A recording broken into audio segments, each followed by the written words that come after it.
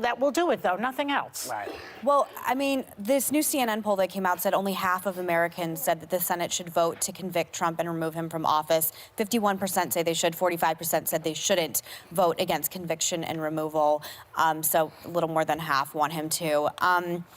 I would never underestimate Mitch McConnell. He's a really shrewd, long-term political animal, and I think he knows what he's doing. I think the politics of this are a lot of these candidates, we're going to get to it, but the New York Times endorsed 2 women for president. They're both going to be pulled off the campaign trail because of this. So politically, it will ultimately end up hurting Democrats. And I said to you on the show, Whoopi, which you corrected me because I don't want to get in trouble again, but if you take this shot, don't miss, and please, I mean that metaphorically for the 10,000th time. I think people thought I meant that literally.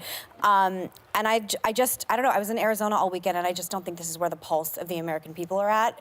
And I think that it's more about the election than it is about the impeachment trial. But how does this cover up? And I would focus on voting him out versus this. Well, I agree with that, too, Okay. that we should vote him out. But how does this vindicate Trump when the American people see that there's a cover-up, that we haven't seen the real trial? I don't see that Trump gets vindicated, which is his greatest dream, is for us to say, you're okay, baby. Yeah, and that's the thing. I think ultimately, if the Republicans follow this course, if they are, you know, so adverse to the will of the American people, I think that ultimately it will affect the Republicans, because when you go to the ballot box, are you going to vote for that senator that did not do your will? Are you going to put that person back in office? I don't think so. Well, here's what's interesting.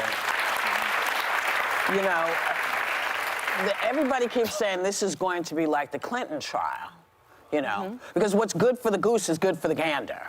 Yeah. Impeachment is impeachment. It doesn't matter which side it is. If you need to be removed as president, people need to hear it. Now, I don't know if people are looking forward to removing a president, but I do believe that the American people, regardless of who they voted for, really do care that the process stays the way it's supposed to. Yeah. I don't think anybody wants to see this process usurped by, you know, people saying, I'm never going to do this. You can't do that when you're on a jury. You can't do that. You can't.